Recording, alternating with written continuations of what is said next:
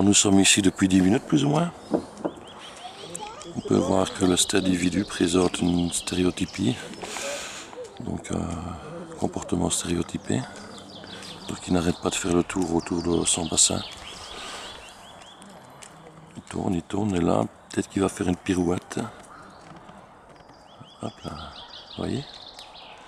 Je ne suis pas spécialement magicien, mais lui c'est une aliénation, c'est sa folie.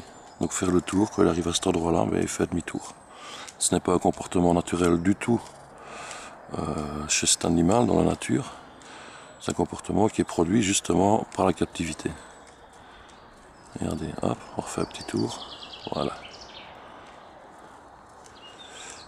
Donc pour la personne, comment est-ce que je vais dire, qui ne s'intéresse pas spécialement à ces animaux, lui a peut-être trouvé ça marrant avec ses enfants. Regarde, l'ours il fait un petit tour. Mais lui il exprime sa folie comme ça, quoi.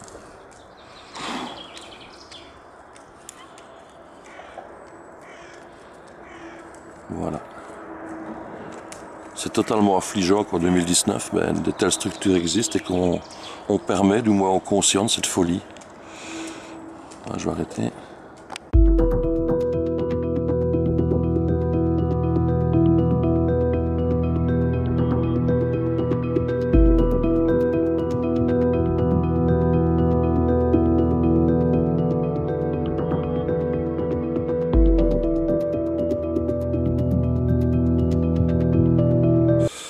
Enclos des ours, acte 3. Donc nous étions sur la stéréotypie et vous pouvez voir que c'est chaque fois au même endroit que cet individu fait son demi-tour. Donc vous allez vous comprendre un petit peu pourquoi justement il y a cette folie. Il faut savoir que ces animaux ont des centaines de kilomètres carrés de territoire. Alors leur seul territoire ici, mais le voilà. Voilà le deuxième. Petite passerelle. On peut remarquer une certaine dangerosité aussi. Donc un enfant peut passer au-dessus de la rambarde et tomber facilement là-dessous. Je ne sais pas la finalité de cette chute. Donc lui il roupille. Là on a une pseudo-tanière qui est électrifiée sur l'extérieur.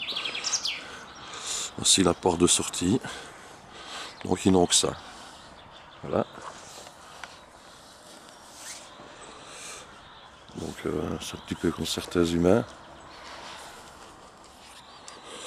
qui sont en captivité, qui deviennent fous aussi. Donc dans le fond, il n'a que ça à faire, rester dans sa folie.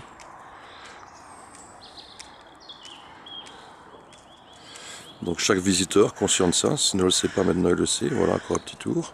Hop là. Toutes les personnes qui se rendent, ou du moins qui soutiennent les zoos, conscients de cette folie. Ce mal-être, cette maltraitance.